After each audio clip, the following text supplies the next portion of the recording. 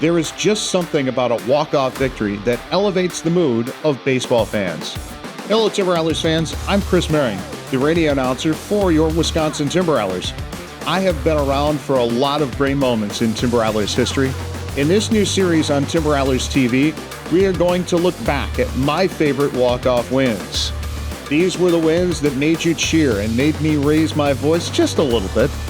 In looking back on these games and sharing them with you on a Friday afternoon, we want to elevate your mood and help you walk off into the weekend. In 2019, Brice was a Wisconsin Timber Rattler. It was the first full season of professional baseball for the intense shortstop, whom the Milwaukee Brewers took in the first round of the 2018 draft out of a California high school. The first half of his season in the Low A Midwest League was very good. He hit .298, stole 15 bases, played amazing defense, and was the starter at short for the West Division in the All-Star game in South Bend. We could tell the Brewers had something special.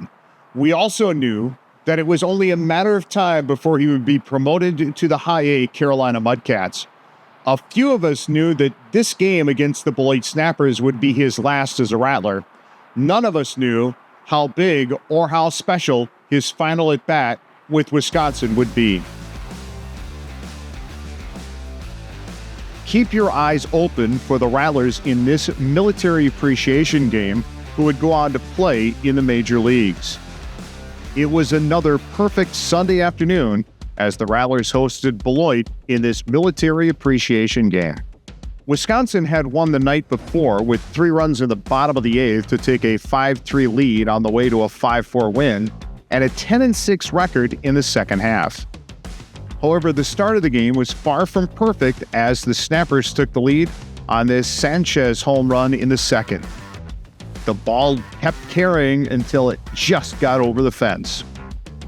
Anthony Cherlin followed with a single off pitcher Francis Adames and a stolen base.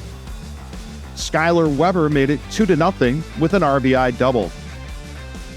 Angelo Infante was the starting pitcher for Beloit, and Wisconsin's only base runner in the first 5 innings was this single by Corey Howell in the third. Beloit made it 3-0 with this RBI double by Devin Foyle in the top of the 5th against Wilfred Salomon. Reese Olson, now with the Detroit Tigers, entered as a reliever and walked the first 2 batters he faced to load the bases before he ended the threat with a strikeout on this curve and a weak grounder.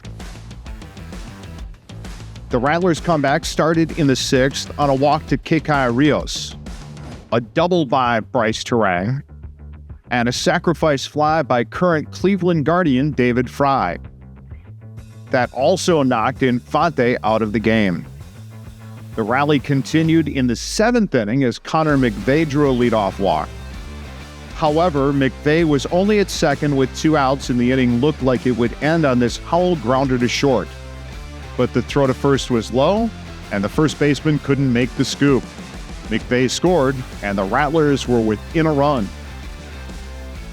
Olson pitched a scoreless 6th, a scoreless 7th, and got the first out of the 8th before running into trouble on a single by Nick Ward and a walk to Kobe Vance.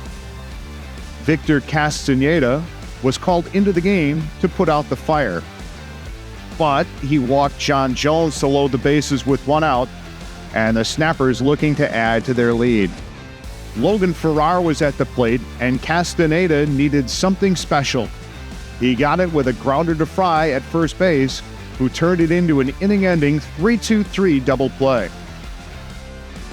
The play gave Wisconsin a little jump for the bottom of the 8th inning as Terang walked and Fry singled, but they were left stranded as Bryce Nightingale got out of the inning with this weak grounder that was almost misplayed, and a strikeout. Castaneda had a mostly drama-free 9th inning with a 2-out single sandwiched between these 2 strikeouts to keep the Rattlers within a run heading to the bottom of the 9th. In their last at-bat of the game, Wisconsin had to come back against hard-throwing right-hander Jamito LeBron. There were a few things working in the Rattlers' favor. They had success against LeBron a month earlier with 2 runs on 3 hits, and LeBron was in just his second save situation of the season. In LeBron's favor was an earlier appearance against Wisconsin on June 29th at Beloit, where he had worked 2 perfect innings with 4 strikeouts. The past was history as the 9th inning started, and Gabriel Garcia drew a walk. A strikeout was the first out, but then Corey Howell's check swing wound up in right field thanks to the shift put on by the snapper's infield. With runners at the corners and 1 out, Rios delivered the tying run on this grounder to the hole at short. LeBron got the second out with a fly out to left. That brought Turang to the plate. Turang had singled against LeBron at home on June 7th, but had struck out against LeBron in Beloit on June 29th. The rubber match in this best-of-3 between LeBron and Turang started in the pitcher's favor with 2 quick strikes on a pair of foul balls. Turang stayed off a breaking ball and a low fastball to even the count, fouled off the 5th pitch, dodged a pitch inside to fill up the count, and then fouled off 4 straight 3-2 pitches. That set up the dramatic finish on the 11th pitch of the at-bat. The 3-2 pitch to Turang. Runners go. Swinging a line drive, base hit center field. Here comes Howell. Turang has won it for the Rattlers. Look out, Brice. They can still see you with those camouflage jerseys. My goodness. Manager Matt Erickson had told me before the game that Turang was getting promoted to Carolina after this game. I almost made the phrase, "keep going to Carolina, Brice," as part of my walk-off call. I was professional for once and didn't say a word about it. There was a team meeting in the clubhouse after the win in which Erickson told Turang he was going to Carolina. Turang was still processing everything that had happened that day during his post-game interview with Kyle Loebner. So, Brice, a big day for you kind of across the board today, but let's start with that at-bat in the 9th inning. Tell me about that at-bat. Yeah, just wanted to help my team win this game. And I was going to compete and wasn't going to lose. Just thought to myself, stay on top. I was fouling balls off. So got on top, drove it to center field, and we scored and won. And I'm really happy for the guys. It's a team-fought game. I mean, it all adds up. It's not just a walk-off. We came out and competed and weren't satisfied with where we were at, and we decided to score some runs and win the game. After the game, you found out you're headed up to Carolina. Yeah. What are your thoughts on the change? Yeah, I'm excited. I know a lot of the guys up there. I'm excited.